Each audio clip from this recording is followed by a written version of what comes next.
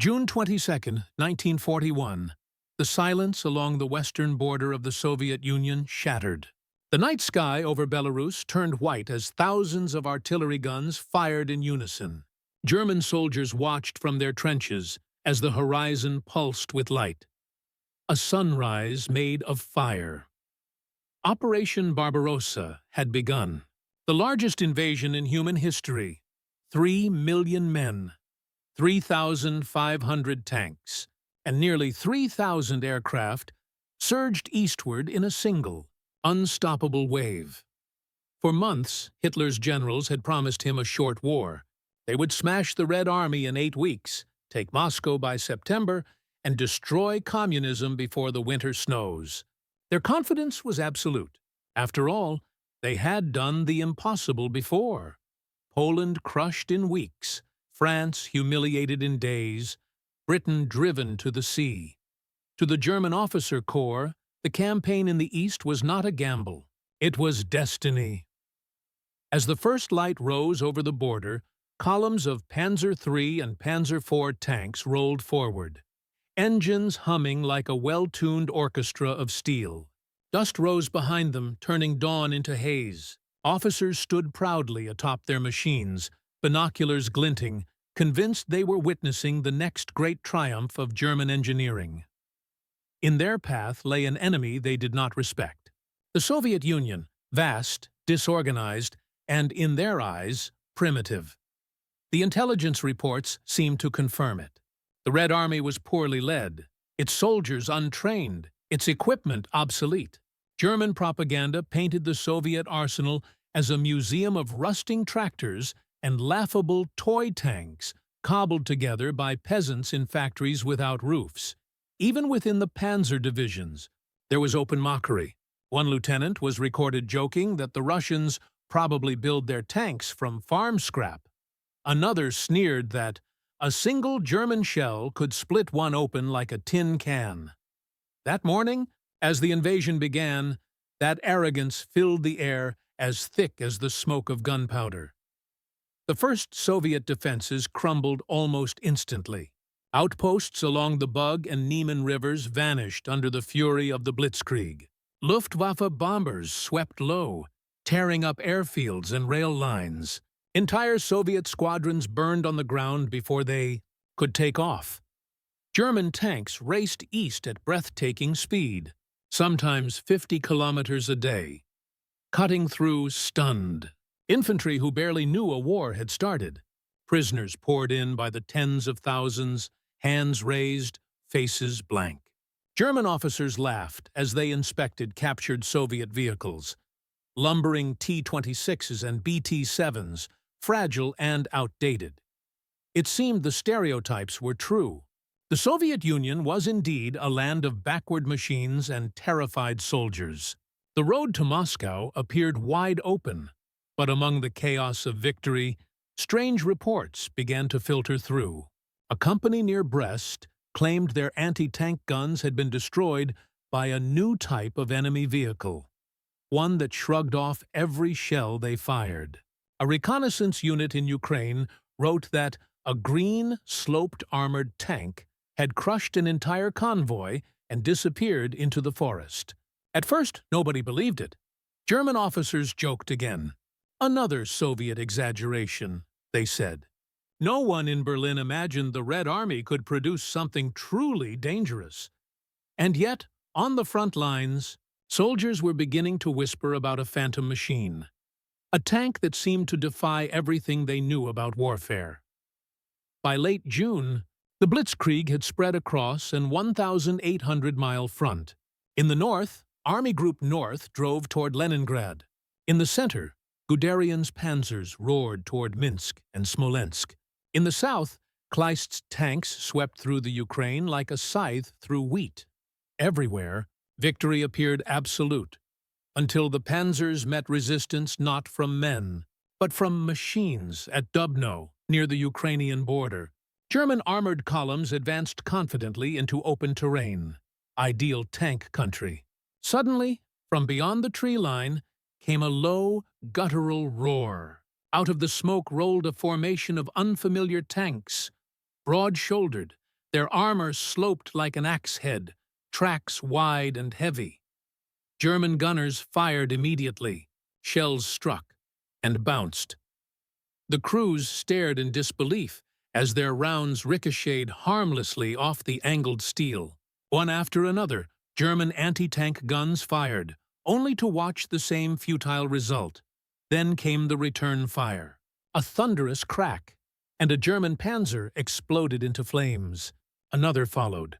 In seconds, the field that had seemed a triumph turned into a graveyard of burning steel. The radio reports that followed were confused, even panicked. Enemy tank invulnerable to our guns. New model sighted. Large gun. High speed. Request immediate air support. The Germans had just met the T-34, though they didn't know its name yet. Back at division headquarters, the first descriptions were met with laughter. "Impossible," said one staff officer. "No tank that heavy can move that fast." Another joked that perhaps the Russians had built it from captured French parts, but the reports kept coming. By July, entire panzer divisions were writing the same thing. "Our shells cannot penetrate.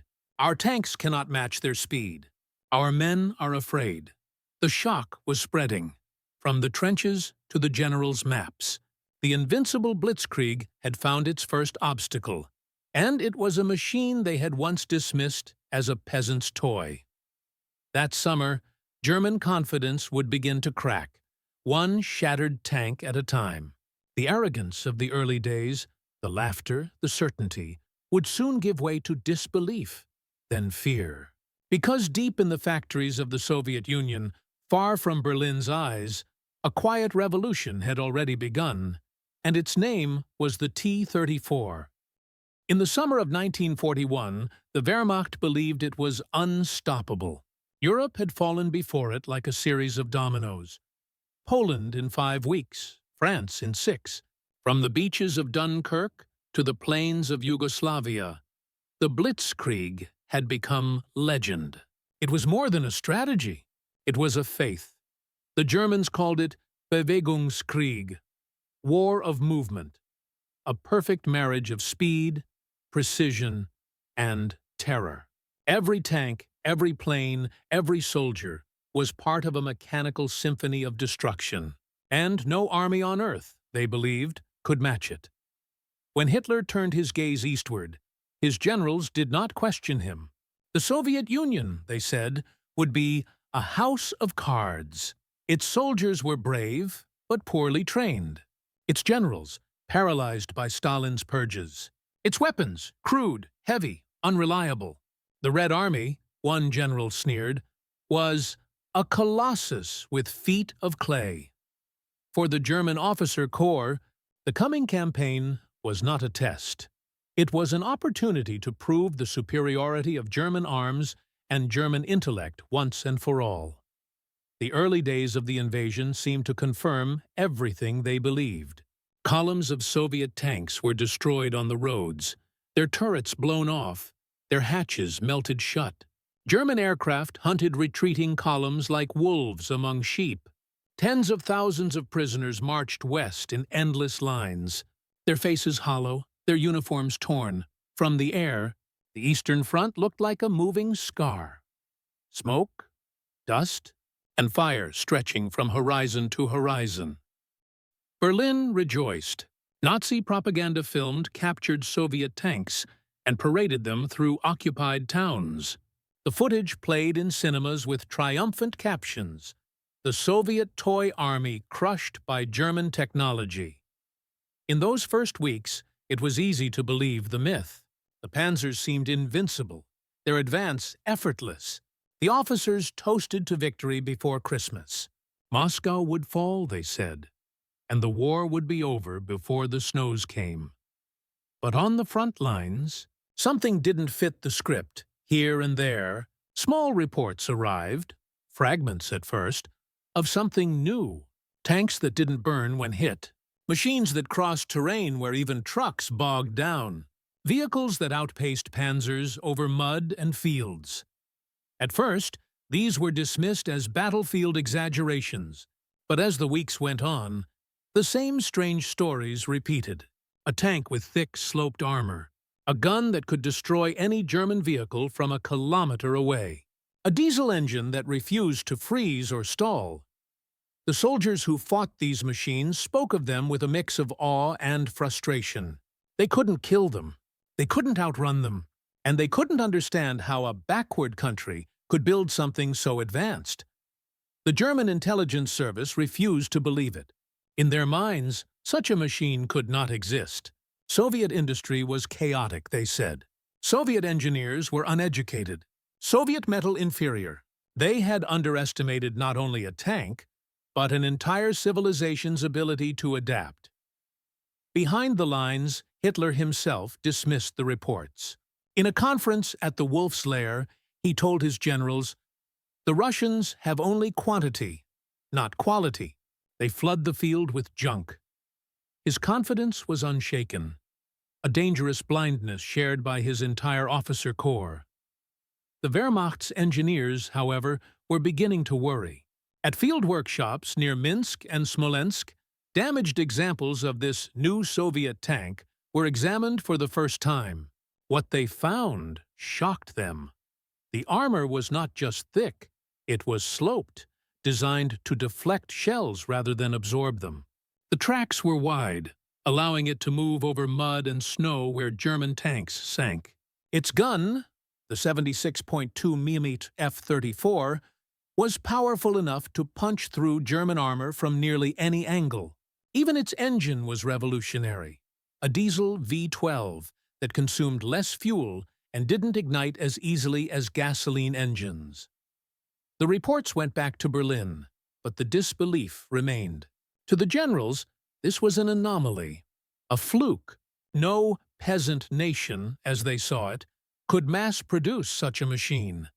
The myth of German invincibility persisted, even as cracks began to show. German tanks were fast and well-built, but fragile. Their engines required constant maintenance.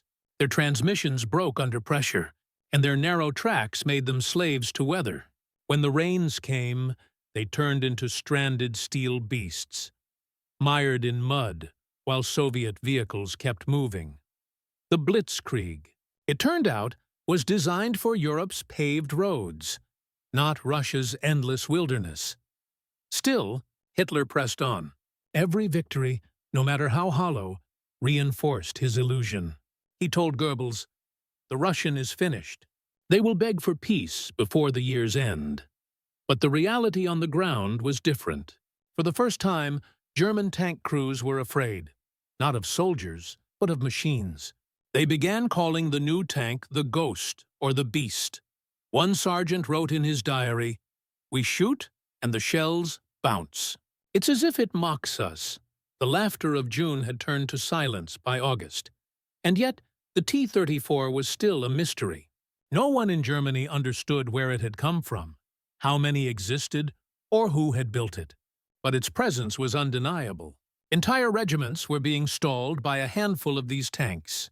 Their myth of technological dominance, the core of Blitzkrieg, was unraveling. Even the most loyal officers began to realize what they faced was not an inferior army at all. It was a force learning faster, adapting faster, and fighting for survival.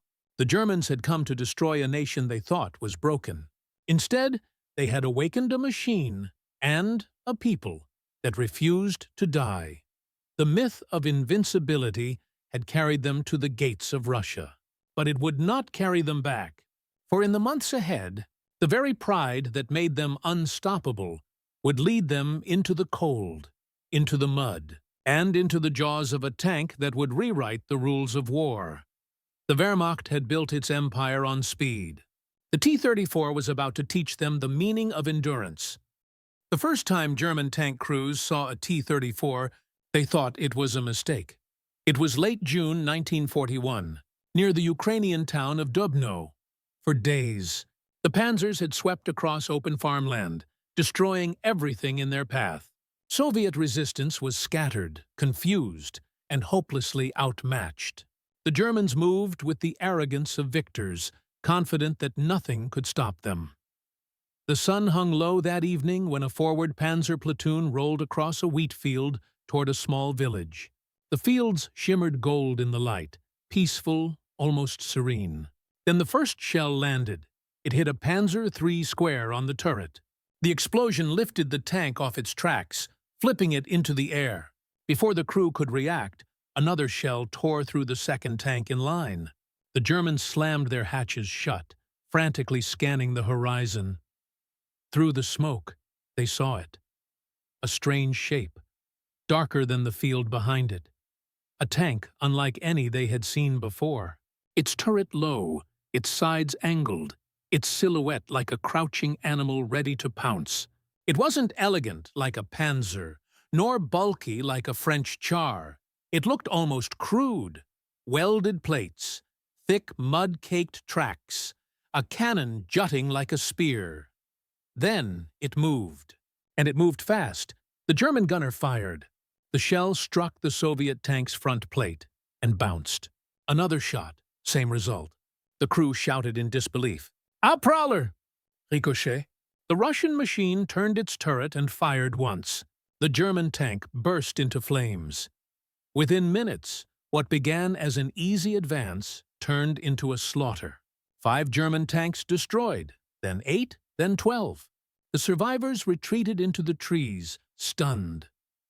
One corporal wrote later, "We had fought tanks in Poland, France, Yugoslavia, but never like this. This one did not die." The motif, toy tank the officers had laughed at, the bomb, one they believed could never exist, had just appeared out of the smoke and shattered their invincible rhythm. That day at Dubno became one of the largest tank battles of the early war. Nearly 800 Soviet tanks against 57 German panzers. The Soviet crews fought desperately, often with little coordination or radio contact. Many were killed within hours, but the impact of those first encounters was seismic. German bullets and shells bounced off the T-34's armor. Its diesel engine roared through mud and craters that trapped the panzers. Even when immobilized, its crew would keep firing until the last shell. The Wehrmacht had expected an easy harvest. Instead, they met a storm. For the first time, German officers began to question their assumptions. The reports that reached division headquarters sounded almost hysterical. Enemy tank impervious to our guns. Armor angled, deflects fire. Speed equal or greater than our own. At first, many commanders thought the reports were exaggerated. The chaos of battle confusing frightened soldiers. But then captured German crews repeated the same story. They had fired again and again, and nothing worked. In Berlin, these reports were quietly filed away. Inconvenient details in the middle of a triumphant campaign. But at the front, disbelief turned to respect. In another skirmish near Minsk, a German panzer company ambushed a Soviet column at dawn. The first shells disabled a few light BT tanks, sending the rest scattering. But one remained, a single T-34. It turned to face the Germans head-on. The panzer gunners fired repeatedly, closing distance to within 300 meters. Their shells sparked off its armor like rain. The Soviet tank returned fire. 1, 2, 3 shots. And the German line disappeared in black smoke. When infantry reached the wreckage, they found the T-34 burned out, its crew dead inside. The driver's hands still gripped the controls. They had fought until the tank became their coffin. A German lieutenant wrote in his diary that night, "This machine is different. It moves like an animal. We killed the men inside, but the tank itself feels alive." It was the first glimmer of fear. Not of the Red Army, but of what it could build. The T-34 was more than a tank. It was a revelation. Every feature challenged German doctrine. Its sloped armor, a design almost unheard of at the time, deflected shells that should have destroyed it. Its wide tracks allowed it to glide over soft soil that swallowed German machines. Its 76.2mm gun could destroy any panzer at combat range. and its diesel engine gave it endurance the Germans couldn't match. It was, in every measurable way, the future of armored warfare, appearing years before anyone else could imagine it. And yet it had been built not in secret laboratories, but in ordinary Soviet factories, by men and women who believed their nation's survival depended on it. The Germans didn't know it yet, but this single machine had just changed the course of the war. Their vaunted panzer divisions, the pride of the Reich, were suddenly obsolete. Their Blitzkrieg, dependent on speed and surprise, had run into something faster, tougher, and built for endless war. At Dubno, German soldiers began referring to the new enemy as the Steel Beast. The mocking laughter that had once filled their camps was gone. In its place was something the Wehrmacht hadn't felt in years: uncertainty. By July, even high command could no longer deny the reports. Guderian, the father of the Panzer Arm, ordered urgent studies of captured T-34s. Hitler himself received memos describing its revolutionary armor and design. His response was terse, almost petulant. If the Russians can build this, we should too. Plans were drafted to design new tanks that could rival it. Projects that would eventually produce the Tiger and Panther. But those would come later. In 1941, on the endless plains of the Soviet Union, the T-34 reigned supreme. The Germans had marched east, believing they would crush a primitive enemy. Instead, they found themselves facing a machine that embodied everything they didn't understand: resilience, simplicity, and defiance. The toy tank they mocked had become the hammer that would one day break their army. In the months to come, the T-34 would multiply, swarm, and evolve. It would become the spine of the Red Army, the machine that turned retreat into revolution. But in that first encounter, amid the fields of Dubno, it was something simpler: a warning. The Blitzkrieg was not invincible, and the Germans, for all their arrogance, had just met the weapon that would prove it. By August 1941, the laughter had stopped. What the Germans once mocked as a crude Soviet contraption, a farm tractor with a gun, had become their worst nightmare. Reports poured in from every sector of the Eastern Front. Enemy tank impervious to all known anti-tank weapons. Engines fail before armor yields. Troops refuse to engage without air support.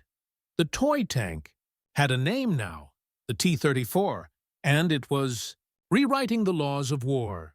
In Berlin, High Command at first refused to believe the reports. Generals who had spent their careers praising German engineering found it hard to accept that a Soviet design could be superior. They assumed exaggeration, bad aim, panic. But the pattern kept repeating. At Smolensk, German anti-tank guns fired round after round at approaching T-34s. The shells sparked off like pebbles striking stone. At Mogilev, an entire battery of 37mm mm guns, the so-called door knockers, fired until their barrels overheated, destroying only 2 tanks while losing 20 men. One officer wrote bitterly in his logbook, "We used to laugh at the Russian tanks. Now our men pray when they hear their engines." The mockery was gone. In its place came respect, and something close to dread. The German 37mm and short-barreled 50mm guns that had crushed France's tanks in 1940 were now useless. Their armor-piercing shells either shattered on impact or ricocheted off the T-34's sloped armor. The design seemed almost unfair. The 45-degree angled plates turned direct hits into harmless glances. The turret, low and compact, presented little target, and the wide tracks allowed it to cross rivers, mud, and snow as if the terrain itself had surrendered. Even its engine, a 12-cylinder V2 diesel, mocked German precision. It was simple, rugged, and ran on low-quality fuel. The Germans had thought of tanks as mechanical art, delicate machines built with surgical precision. The Soviets had built a survivor. For the men in the field, that difference was life or death. A Panzer might seize up in mud. A T-34 powered through it. A German tank needed a day in the workshop for repairs. The T-34 could be fixed with a wrench and a hammer. And worst of all, the Soviets had begun to understand how to use them. In the first weeks of the invasion, the T-34 had been scattered across uncoordinated units, often destroyed before it could make a difference. But by the late summer, Soviet commanders started grouping them into fast-moving brigades. They struck like ghosts, appearing out of forests or fog, destroying German convoys, then vanishing. The Germans had come to Russia to hunt, but now they were being hunted. The psychological toll was immense. Panzer crews began reporting phantom tanks, hearing the growl of a diesel engine at night, and panicking before a single shell was fired. Infantrymen described the sound of the T-34 as something unnatural, a low metallic roar that made the ground vibrate. One officer called it the growl of the Iron Bear. By October, fear had a new sound, the sound of a T-34's engine echoing through the mist. German commanders tried to adapt. At first, they turned to tactics, flanking shots, explosives, close-range ambushes. Crews were ordered to aim for the tracks, the rear, the turret ring, anywhere but the front. But even then, success was uncertain. In one engagement near Yelnya, a single T-34 held up an entire German column for hours. Anti-tank rounds bounced off. When infantry approached, its turret spun, sweeping them away with machine gun fire. Even after being hit repeatedly, it refused to stop. When the Germans finally captured it, they found the crew dead, still inside, hands frozen to the controls. In Berlin, panic replaced denial. German engineers were summoned to examine captured wrecks. The results were humiliating. One engineer from the Waffenamt, after inspecting a disabled T-34, wrote, "It is the best tank in the world." The Wehrmacht's elite designers now scrambled to catch up. They began sketching prototypes of heavier tanks with sloped armor, projects that would become the Panther and the Tiger. But those would take time. And time was something the German army no longer had. Every month, more T-34s rolled off Soviet production lines, crude, fast, unstoppable. And the Panzers that once symbolized German superiority were now symbols of vulnerability. Meanwhile, the frontline soldiers saw the irony before anyone else. The same officers who had called the T-34 a toy now ordered retreat when one appeared. One Panzer commander later admitted, "We had to change how we fought, how we thought." The T-34 was more than a tank. It was a teacher. That teacher was brutal. By late 1941, the Eastern Front was littered with burned-out panzers. Once the pride of Hitler's army, now blackened carcasses sinking into the mud. The invincible Blitzkrieg had slowed to a crawl. The Germans had reached the edge of Moscow, but at a cost they had never imagined. Every mile of advance was marked by the wreckage of their confidence. Winter came early that year. As temperatures dropped to 40 below zero, engines froze, oil thickened, and fuel lines snapped. German tanks refused to start. The T-34s, with their diesel hearts, roared to life without complaint. In the white silence of the Russian snow, the myth of German invincibility finally died. The machine they once called a joke had survived the mud, the cold, and the onslaught. And as the Wehrmacht struggled to hold its frozen lines outside Moscow, they could hear the faint, distant rumble of those diesel engines drawing closer. The toy tank was not a joke anymore. It was the storm that would consume them. While German officers puzzled over the strange ghost tank that refused to die, few realized the miracle of human will and innovation that had created it.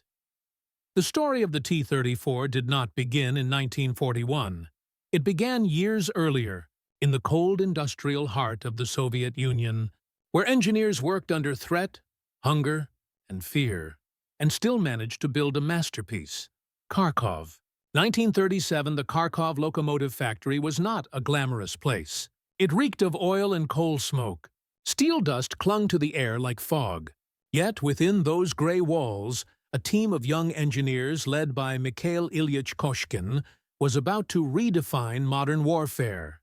Koshkin was no general, no political favorite.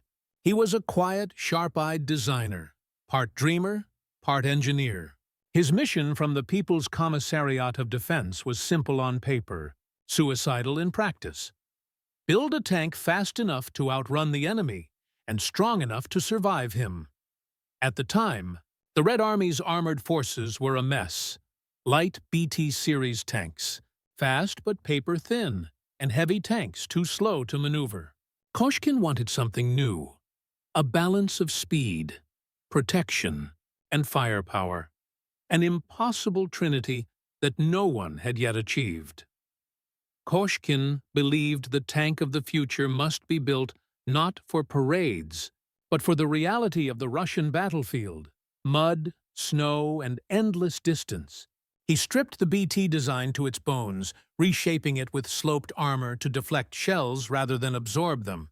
He demanded a wide-tracked suspension that could glide through marshes where even horses would sink. His colleagues called it madness. "It will be too heavy to move," one said. Koshkin only smiled. "Then we will give it an engine worthy of it." That engine became the V2 diesel, designed by Konstantin Chelpin, one of the first tank diesels in history. It burned cheap fuel, ran cold, and refused to catch fire when hit. Together, these two men, the designer and the engineer, created something no one expected: a tank that could sprint at 50 kilometers per hour, shrug off enemy fire, and keep fighting for days without rest. But genius meant nothing in Stalin's USSR without proof. In 1940, as Europe burned, Koshkin proposed a test to silence his critics. He would drive two prototypes, his experimental A-32 and its improved successor, the T-34 prototype, from Kharkov to Moscow, over 1,000 kilometers of roadless terrain, to present them personally to the Kremlin. It was a journey of madness and faith. Through blizzards, mud, and rivers, the two tanks crawled across the Soviet heartland. Villagers watched in awe as the machines thundered past, covered in ice and mud, but unbroken. Koshkin himself rode on the turret, coughing from pneumonia that would soon take his life. When they finally arrived in Moscow, the tanks rolled straight through Red Square. Stalin approved production immediately. Koshkin never saw it. He died a few months later, his lungs destroyed by the freezing test run. But his machine lived, and would outlive almost every man who fought in it. Under Koshkin's successor, Alexander Morozov, the T-34 entered mass production. Factories were redesigned around it. Simplicity became its strength. Fewer parts, standardized fittings, and a design any mechanic could repair with a wrench. When the Germans invaded in 1941, the first T-34s were barely in service, yet even those early models terrified the enemy. By 1942, entire production lines had been evacuated east to the Ural Mountains, rebuilt in weeks under open skies. Women, children, and old men worked day and night assembling tanks by lantern light. A Soviet worker once said, "We did not build tanks. We built our brothers' armor." Every T-34 carried that spirit, born not of luxury, but necessity, shaped by suffering, hardened by desperation. German engineers could not understand how such a crude-looking machine could be so effective. Where their tanks were intricate, the T-34 was primitive by design. Its armor plates were welded at simple angles, yet gave double the protection of flat steel. Its parts were interchangeable between factories. Even its tracks were overbuilt, designed to survive 1,000 kilometers of abuse before replacement. The T-34 did not need precision. It needed endurance. It was the weapon of a nation that had no time for elegance, only survival. The irony was brutal. The Germans' own arrogance had inspired the T-34's success. They believed in mechanical perfection, machines that required ideal conditions and constant care. The Soviets built for chaos. Mud, snow, neglect. None of it mattered. While German tanks froze or sank, the T-34 kept moving. While their engineers debated tolerances, Soviet welders hammered steel with their bare hands. It was not just a tank. It was the physical embodiment of a philosophy. Win by refusing to break. When German engineers finally examined captured T-34s, they were stunned. The Panther and Tiger tanks that followed were not born of innovation. They were acts of imitation. But even they would never reach the same balance of cost, simplicity, and power. In their desperation to surpass it, Germany doomed itself to complexity, machines too expensive, too slow, too few. The Soviets had done the opposite. They made war simple, and that simplicity was genius. By 1942, the T-34 was no longer just a design. It was an idea replicated across an empire. Every tank that rolled off a Ural production line carried Koshkin's ghost. Every crewman his legacy. He had dreamed of a tank that could run forever, and somehow he built one. Winter came like a weapon. By December 1941, the temperature on the Moscow front had plunged to 40 degrees below zero. Engines froze, rifles jammed, men died in their sleep. The mighty Wehrmacht, unstoppable for 2 years, was trapped in the cold. They had reached the very edge of the Soviet capital.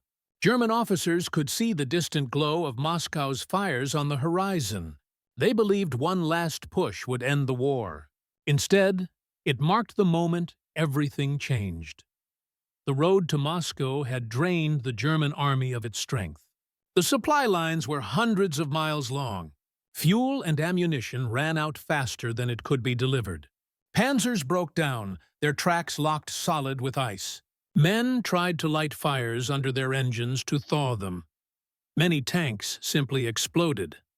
And yet, in the freezing night, one sound kept echoing through the white void. The deep, steady growl of T-34 diesel engines. They did not freeze. They did not stop. They just kept coming. At first, the Germans thought the Soviets were finished. By November, they had taken Smolensk, Vyazma, and were at the gates of Moscow itself. Hitler declared victory.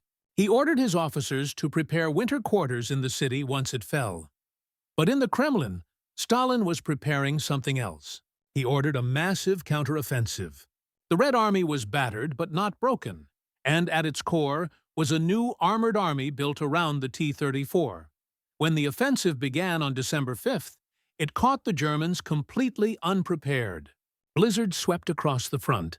German soldiers huddled in foxholes wearing summer uniforms. Out of the snow came white shapes, T-34s, painted with frost camouflage, emerging silently until they were almost on top of their targets. The Germans fired. Their shells bounced. The T-34s fired back, and entire German positions vanished in the snowstorm. For the first time in the war, the Red Army went on the attack. At Kalinin, Soviet tanks charged straight through frozen swamps the Germans thought impassable. At Klin, T-34s flanked retreating panzer columns, crushing supply trucks under their tracks. At Istra, Soviet crews fought at point-blank range, ramming German tanks when they ran out of ammunition. One German captain recalled, "They came from the snow like ghosts. We hit them again and again. They did not burn. They did not stop." The T-34 was not just surviving the Russian winter. It was thriving in it. The secret lay in its design. Its wide tracks spread its weight evenly, letting it glide across snow that swallowed the narrow-wheeled panzers. Its diesel engine started easily in sub-zero temperatures, while German gasoline engines froze solid. Its armor shrugged off small-caliber shells, and its gun pierced German tanks at twice the distance. To the men on the ground, it seemed almost supernatural. They would strike it, wound it, even immobilize it, and still it fought back. German infantry nicknamed it Der Schneepanzer, the snow tank. But to the Soviets, it was something else entirely. The weapon of resurrection. The defense of Moscow became the first great Soviet victory of the war. German divisions that had once marched proudly across Europe were now reduced to frozen skeletons, their tanks abandoned, their men starving. The myth of invincibility, born in Poland, perfected in France, died in the Russian snow. For the first time, Hitler's generals realized the truth. They had not invaded a weak, backward nation. They had awakened an industrial giant, capable of rebuilding itself under fire, and at the heart of that rebirth was a tank built by workers who refused to surrender. One German field report summed it up in grim admiration. The T-34 is the finest tank in the world. Its armor is too thick, its engine too strong, its tracks too wide. It is the perfect combination of mobility, firepower, and protection. But what truly terrified the Germans was not the tank itself. It was how many there were. Every time they destroyed one, more appeared. Every time they captured ground, new Soviet tank brigades seemed to materialize from the forests. It was as if the snow itself was spawning them. By January 1942, the German advance had collapsed. The panzers were in retreat. The Red Army had not only saved Moscow, it had saved the Soviet Union. From that winter onward, the momentum of the war shifted. The T-34 was no longer a curiosity. It was the standard. Factories in the Urals worked day and night, producing thousands every month, each one simpler, stronger, and deadlier than the last. The Germans tried to respond with the Tiger and the Panther, but those machines would come too late, too few, and too fragile. The T-34 had set a new template for warfare, the balance of quantity and quality, built on rugged endurance rather than perfection. What began as a desperate gamble had become the foundation of victory. When spring came and the snow began to melt, the wrecks of hundreds of panzers lay half buried in the mud around Moscow. Among them stood the T-34s, muddy, scarred, but still alive. Their tracks turned slowly, one after another, heading west. It was not the end of the war, but it was the end of Germany's illusion. The Blitzkrieg had met its match and lost. And from that frozen battlefield outside Moscow, a legend was born. The toy tank had saved a nation and begun the long, unstoppable march to Berlin. By the spring of 1942, a new sound echoed across the Ural Mountains, the rhythm of hammers, engines, and the unending pulse of production. The front lines were still burning, but behind them, an industrial miracle was underway. The Soviet Union was bleeding, but it was also transforming. It was becoming a factory of war, and at the heart of that transformation was one machine, the T-34. When the Germans invaded in 1941, Soviet factories stood dangerously close to the front. Kharkov, Leningrad, Stalingrad, the heart of Soviet industry, all within the range of the Luftwaffe. Stalin ordered a desperate measure. Everything must move east. In the largest industrial relocation in human history, entire factories were dismantled, machines, furnaces, even floor tiles, and loaded onto trains bound for the Urals and Siberia. Workers, engineers, and their families went with them. They built new cities from mud and snow, reassembled machinery under open skies, and began producing tanks before the roofs were even finished. One worker remembered, "We worked by lantern light. The snow fell on the welding sparks. But every hour, a tank rolled out. These makeshift plants became fortresses of steel. They no longer built tanks for inspection. They built them for survival." By mid-1942, a new law of war had emerged on the Eastern Front. The more you could build, the longer you could live. Germany built tanks for precision. The Soviets built them for eternity. The T-34 was designed perfectly for this new kind of war. It required half the labor hours of a German Panzer, a third of the cost, and used materials that could be produced in bulk.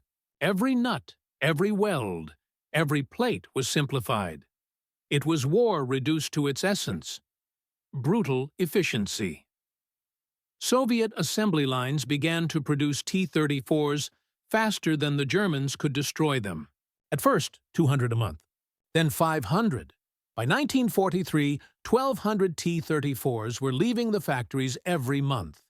It was no longer just a tank. It was an ocean of iron. On the front, this new tide began to change everything. When the Red Army launched its summer counteroffensives, the Germans found themselves facing not isolated battalions, but waves, entire armored armies. Where once the Wehrmacht's panzers had enjoyed the thrill of the chase, now they were the ones being hunted. Soviet tank brigades advanced day and night, their T-34s moving in coordinated formations, dozens abreast, crushing trenches, trees, and even German bunkers beneath their tracks. A German soldier wrote, "They came like the sea. You destroy one, and two appear in its place." The Blitzkrieg had been an art, fast, surgical, elegant. The Soviet counteroffensive was something else entirely. A storm, relentless, ugly, and unstoppable. In the winter of 1942, the T-34 met its next great test, the Battle of Stalingrad. It was no longer a battle of tactics. It was a battle of annihilation. Inside the ruined city, T-34s crawled through rubble-strewn streets, firing at point-blank range. They crashed through walls, toppled buildings, and fought until they ran out of ammunition, then crushed enemies under their tracks. In one of the most brutal urban battles in history, the tank became both spear and shield. Its presence turned despair into defiance. When Soviet infantry saw a T-34 rolling beside them through the smoke, they followed without hesitation. The Germans feared it even more. In the narrow ruins, the T-34 was everywhere, in alleys, in basements, even bursting through factory walls like an iron animal. When Stalingrad finally fell in February 1943, 300,000 German soldiers were lost. The Sixth Army was gone, and the myth of the German war machine died with it. The victory at Stalingrad marked the dawn of a new kind of warfare: industrial warfare. The Soviet Union had learned to fight not with individual brilliance, but with collective power. Every village woman, every orphan, every wounded veteran at a factory bench was part of the same weapon. They were not just building tanks, they were building revenge. A slogan appeared on the factory walls: "For every tank they destroy, we will build 10 more." And they did. By 1943, the T-34 was everywhere, from the forests of Karelia to the deserts of Kazakhstan. It became the backbone of every Soviet front. It hauled artillery, carried wounded soldiers, and pulled others from the mud. It was no longer a weapon. It was a symbol of endurance. The Germans tried to respond with technology. They rushed the development of the Tiger Wine and the Panther, tanks that, on paper, outclassed the T-34. They were magnificent machines, powerful guns, thick armor, terrifying silhouettes. But they were fragile, slow to build, and expensive to maintain. Where the Soviets could build 10 T-34s in the time it took to assemble one Tiger, the outcome was inevitable. For every German masterpiece that broke down, a dozen T-34s kept rolling forward. Quantity had become quality in itself. By late 1943, the Red Army was no longer fighting for survival. It was advancing, pushing the Germans back mile by mile.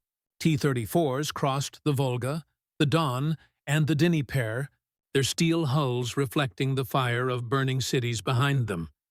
Each destroyed panzer, each captured village, each mile retaken carried the same unspoken message: This land remembers who came first and who will finish it. German soldiers began to recognize the sound of defeat, that low diesel rumble on the horizon. They knew what it meant. When they heard it, they packed their gear and prayed for retreat orders. By the end of 1943, the T-34 had become more than a tank. It was the embodiment of the Soviet Union itself. Simple, rugged, merciless, and unbreakable. It had transformed from a prototype built by desperate engineers into a machine that carried the hopes of millions. From the Ural Mountains to the outskirts of Berlin, every Soviet victory now rode on its tracks. The Germans had begun the war laughing at it. Now they ran from it. And as winter returned once more, the Red Army was already preparing for its next great strike, one that would decide the fate of Europe itself. By the summer of 1943, the Eastern Front had grown quiet. Too quiet. For months, both armies stared at each other across a vast, bulging front line near the city of Kursk, 280 miles south of Moscow. The Red Army knew what was coming. The Germans were preparing a counteroffensive, their final gamble to regain the initiative. Hitler called it Operation Citadel, a massive pincer attack designed to crush the Soviet bulge and encircle 500,000 men. It would be the largest armored battle the world had ever seen. And at its heart stood the T-34. The Germans believed their new weapons would finally turn the tide. The Tiger Y, with its 88mm gun, could destroy a T-34 from over a mile away. The Panther, newly introduced, copied much of the T-34's design.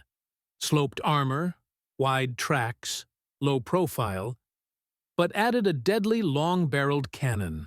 To many in the Wehrmacht, these were the machines that would restore their lost glory. But they were late, and the Red Army was waiting.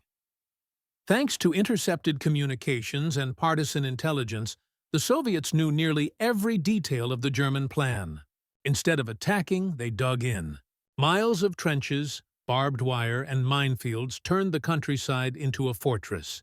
And behind those defenses, thousands of T-34s, hidden under camouflage nets, waiting for the order to strike. At dawn on July 5, 1943, the German assault began. A thunderous artillery barrage shook the ground. Tigers and Panthers advanced in tight formation, their engines roaring like beasts on the hunt. Behind them rolled Panzer IVs and infantry half-tracks, stretching to the horizon.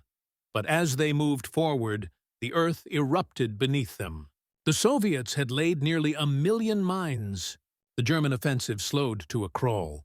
And then the T-34s emerged. From behind ridges, forests, and trenches, waves of Soviet tanks roared forward. The battlefield became a storm of dust and fire. Explosions lit up the steppe. Black smoke blotted out the sun. One German commander described it simply. It was as if the entire earth had turned to iron. For the first time, the T-34 met true equals. The Tigers and Panthers were more powerful. Their guns tore through Soviet armor at long range. At the battle's opening days, Soviet losses were staggering. Dozens of T-34s burned, their crews trapped inside.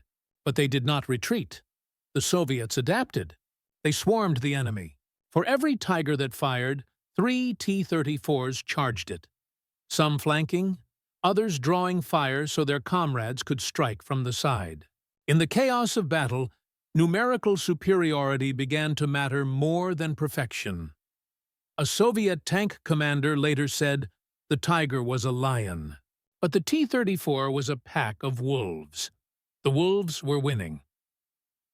On July 12th, near the village of Prokhorovka, the largest tank clash in history erupted. Over 6,000 tanks and armored vehicles collided across the open steppe. The noise was indescribable. A wall of thunder that rolled without end. Engines screamed, treads tore the earth apart, and shells screamed through the air like hail. Soviet and German tanks collided at point-blank range, some ramming each other when their guns jammed or ammunition ran out. One Soviet tank platoon was said to have fought until not a single vehicle could move. Then, its surviving crewmen continued firing from the wrecks. A German officer called it a vision of hell, but it was a hell. The Red Army had learned to endure. By sunset, the field was burning. Hundreds of tanks lay twisted and blackened. The ground glowed red from molten steel, and through it all, T-34s still moved, dented, scarred, and alive. The Germans withdrew the next morning. The offensive had failed. Kursk was more than a battle. It was a funeral for the old German way of war. The Wehrmacht had thrown everything it had left into the attack. Its best tanks, its best crews, its last reserves of fuel. And still, it could not break the Red Army. From that point on, Germany would never again launch a major offensive in the East. The initiative had passed to the Soviets, forever. For the Germans, Kursk was a catastrophe. They lost over 500 tanks, thousands of men, and, more importantly, the illusion that their technology could save them. For the Soviets, it was a rebirth. They lost more tanks, but they could afford to. For every T-34 destroyed, 2 more rolled out of the factories. Their numbers were endless, their morale unbroken. A German war correspondent wrote bitterly, "We have met the Russian god of war, and he is made of steel." In the aftermath, the battlefield at Kursk was unrecognizable. The soil itself was black with oil and ash. Crows circled above fields of twisted armor. Men dug trenches through the wrecks to recover the wounded. And yet, through that landscape of ruin, the T-34 had proven what no other tank in history had: that a machine built not for elegance but survival could outlast perfection. Kursk transformed the T-34 from a weapon into a legend. It had faced the most powerful tanks Germany could build, and endured. Its crews had fought with unmatched courage, often dying inside the machines they called home. But they had turned the tide of the war. From that moment onward, the Red Army's path would only go one direction: west. After the battle, a German general summarized the truth that his army had learned too late.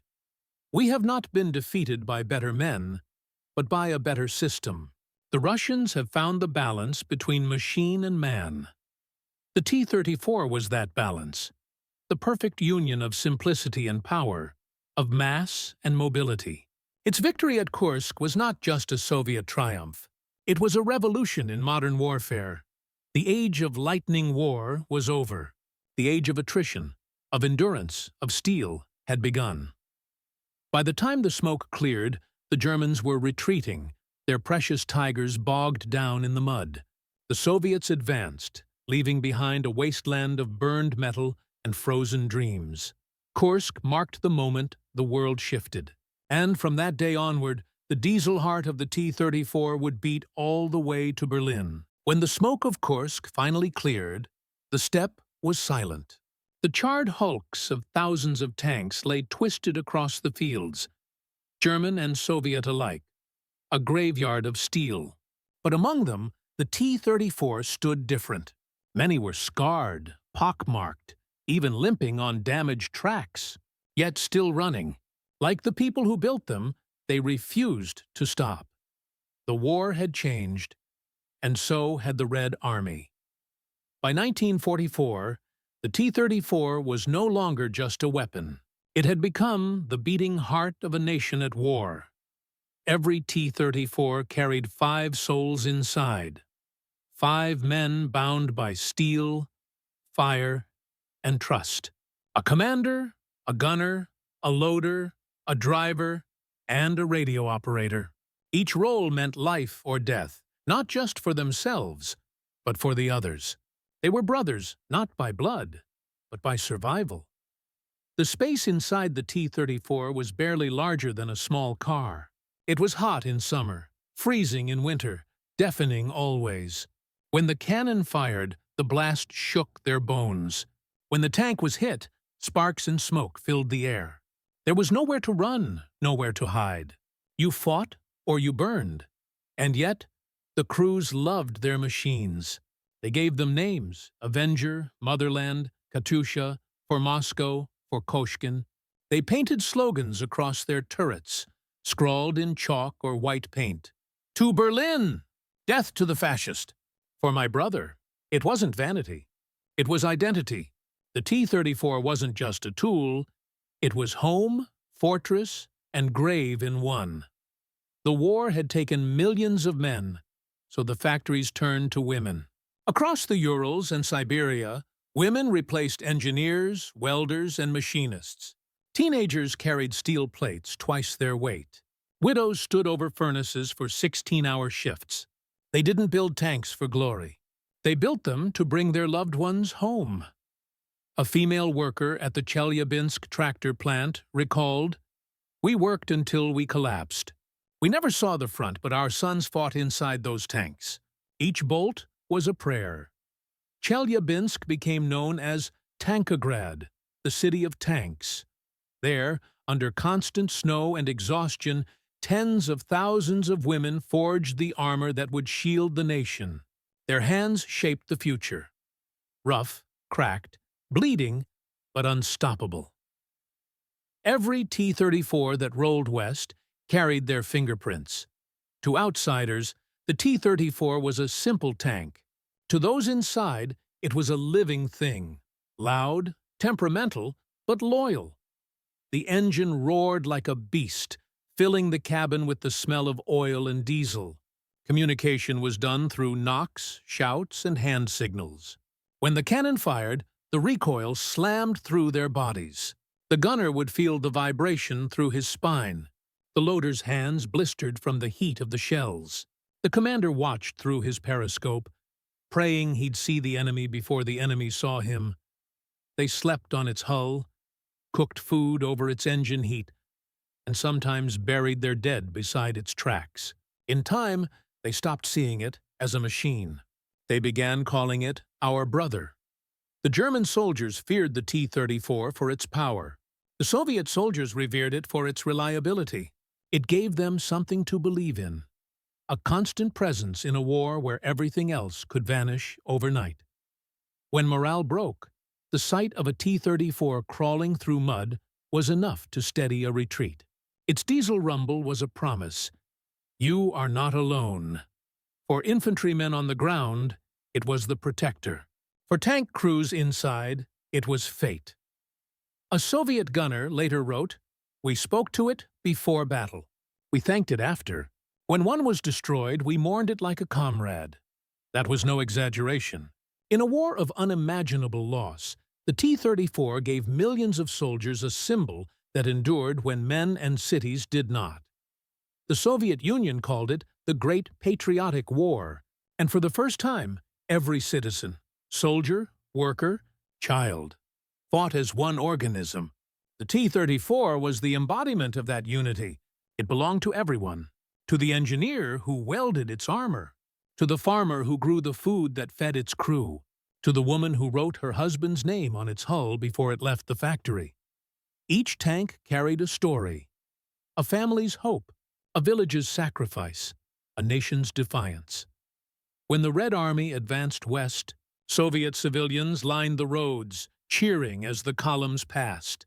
They threw flowers onto the tanks, shouted blessings, and touched the steel as if it were sacred. In those moments, it wasn't just metal. It was memory, courage, and revenge, rolling forward on steel tracks. But the T-34 was not invincible. For every tank that reached Berlin, 5 were lost along the way.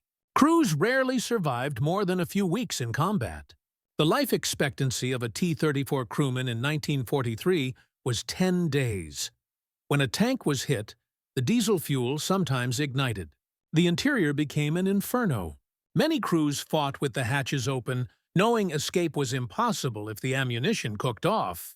Still, they went forward. Why? Because the war left them no choice. Because behind them was home. And ahead was history. A surviving commander said decades later, "We weren't heroes. We were just the last line between death and the motherland." The tank gave us that chance. The T-34's legend was not built on invincibility. It was built on sacrifice. Every crew knew the odds. Every worker knew the price. And still they kept building, kept fighting, kept moving forward. It became the perfect mirror of the Soviet spirit. Flawed, battered, indestructible. No matter how many times it was burned, it rose again. By the winter of 1944, the Red Army had more than 40,000 T-34s in service, each one a small piece of a vast, relentless organism that would soon consume Nazi Germany itself. The tank was no longer just the machine of war. It was the machine of the people. From the frozen mud of Moscow to the ruins of Kursk, from the factories of Tankograd to the cobblestones of Berlin, one truth remained constant. The T-34 was not merely built by the Soviet people, it was the Soviet people, forged in the same fire and driven by the same unbreakable will. April 1945. Berlin was burning. Columns of smoke rose over the ruins of the once mighty Reich, and from the east came a familiar sound, the heavy, rhythmic growl of diesel engines. Through streets lined with shattered buildings and fallen statues, T-34s rolled forward, their tracks grinding over the bricks of the Third Reich. 4 years earlier, German officers had laughed at those same machines, calling them crude, clumsy, a peasant's toy. Now those toys were parked in the heart of Berlin. The laughter had turned to silence. The journey from the fields of Dubno to the streets of Berlin was written in fire. The T-34 had fought across every landscape of the Eastern Front: forests, marshes, mountains, frozen tundra, and burning cities. It had endured mud, snow, and the deadliest battles of the war. It had crossed the Volga at Stalingrad, climbed the rubble of Kursk, thundered through Poland, and finally entered the German capital. When the first T-34 breached the outer defenses of Berlin, Soviet infantry followed in its shadow, taking cover behind its hull as it advanced block by block. Each shell it fired shook the ruins. Each turn of its tracks carried the memory of every fallen crew that had come before. Inside the turrets, the veterans didn't cheer. They were too tired, too scarred. They simply looked at each other, at the smoke, the broken buildings, the Reichstag ahead, and whispered, "It's over." For them, victory was not triumph. It was survival. When the war ended, the world took stock of its weapons, and no machine inspired more awe or imitation than the T-34. Over 80,000 had been built by the end of the war, making it the most produced tank in history. It became the foundation of Soviet power, exported to allies and rebuilt for new generations. From Korea to Vietnam, from the deserts of the Middle East to the jungles of Africa, the T-34 would fight for decades more. It appeared under dozens of flags, sometimes against former comrades, sometimes alongside them. Wherever it went, it carried the same reputation: simple, rugged, unyielding. Even those who once feared it learned from it. The Panther, the Centurion, the Patton, all bore its influence. The T-34 had not just won a war, it had changed the design of every tank that came after. Historians still debate how such a crude machine defeated the finest technology of its age. The answer lies not in metallurgy or mechanics, but in philosophy. Germany built its tanks as masterpieces. The Soviets built theirs as tools. The Germans built for victory. The Soviets built for endurance, and in the end, endurance won. The T-34 was the first modern tank, not because of its armor or gun, but because of its idea that strength comes from simplicity and power comes from numbers. It was a machine that accepted imperfection and made it a weapon. Yet its true legacy cannot be measured in steel or statistics. It lives in the memory of those who fought inside it, the young men who called it brother, the workers who forged it in frost, the families who sent it west with prayers carved into its armor.